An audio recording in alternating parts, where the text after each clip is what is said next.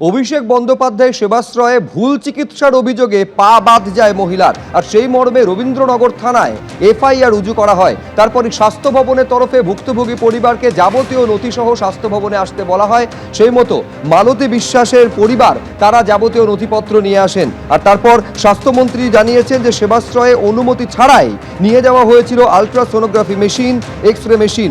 যথাযথ তদন্ত হবে, বিচার পাবে পরিবার। সবচেয়ে বড় কথা, আজকে আমি আপ্লুত এবং আনন্দ যে একজন পূর্ণ মন্ত্রীর কাছে আমি আজকে যখন দেখা করতে এলাম, আমার পকেটে ফোন, আমার পকেটে পেন, আমার পকেটে বেল্ট, আমার পকেটে সমস্ত কিছুই আছে। কিন্তু এমপি সাহেবের কাছে দেখা করতে গেলে কোমর থেকে বেল্ট খুলিয়ে নেওয়া হতো, পকেট থেকে পেন নিয়ে নেওয়া হতো, কিংবা ফোন পর্যন্ত আমাদের কাছ থেকে নিয়ে নেওয়া হতো। কোনো সময় এমপি কাছে উঠতে গেলে সাধারণভাবে যাওয়া যেত না। কিন্তু তিনি আজকে একজন পূর্ণ মন্ত্রী ডক্টর সহদেব মুখোপাধ্যায়, তিনি আজকে এত সুন্দর ব্যবহার করলেন, তার সিস্টেমিক এত সুন্দর, তিনি আশ্বাস দিলেন।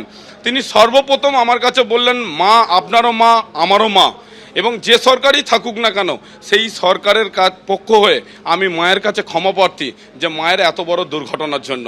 তিনি সবচেয়ে প্রথম টেবিলে বসে আমাকে এই কথা বললেন। তারপরেই তিনি সমস্ত নথিপত্র নিলেন এবং নথিপত্র সেট তিনি জেরক্স করলেন। তিনি আজ থেকে নতুন তদন্তের ফাইল চালু করলেন। তিনি আশ্বাস দিয়েছেন যে আমরা আপনার সাথে আছি। অভিষেক বন্দ্যোপাধ্যায় সেবাশ্রয় ভুল চিকিৎসা পা বাদ মহিলার, আর এই ঘটনায় অভিষেক বন্দ্যোপাধ্যায়ের নামে রবীন্দ্রনগর থানায় এফআইআর দায়ের করা হলো। আর স্বাস্থ্য ভবনে এসে স্বাস্থ্যমন্ত্রীর সঙ্গে সাক্ষাৎ করেন ভুক্তভোগী মালতী বিশ্বাসের পরিবারের সদস্যরা। স্বাস্থ্যমন্ত্রী কি বলেছেন শুনুন। পুরোটাই সরেজমিনে আমি দেখেছি। তদন্ত শুরু হয়ে গেছে, আরও তদন্ত গাঢ় হবে।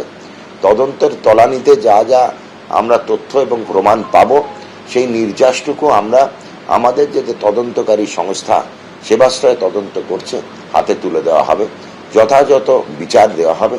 মাননীয় মুখ্যমন্ত্রী শ্রী শুভেন্দু অধিকারী মহাশয় বলে দিয়েছেন, একদম স্পষ্ট অক্ষরে লিখেও দিয়েছেন যে যারা যারা বিচারের জন্য আবেদন করেছেন সেবাশ্রয়ের ব্যাপারে, সেবাশ্রয়ে যে পরিকাঠামো ছিল সেগুলো সন্দেহজনক। সেখানে আলট্রাসোনোগ্রাফি মেশিন নিয়ে যাওয়া হয়েছিল বিনা অনুমতিতে, এক্স রে মেশিন নেওয়া হয়েছিল রেডিয়েশন সেফটির অনুমতি ছাড়া। এগুলো কারা করেছে, কবে করেছে, কোথায় কোথায় গিয়েছিল, সব নিরিখে আমরা বিচার করব। যা যা জিনিস পাবো তথ্য প্রমাণ, তার তদন্ত হবে এবং যেখানে যেখানে যেরকম ভাবে আইনত বিচার দেওয়া উচিত সেগুলো দেওয়া হবে। এবিপি আনন্দ, এগিয়ে থাকে, এগিয়ে রাখে।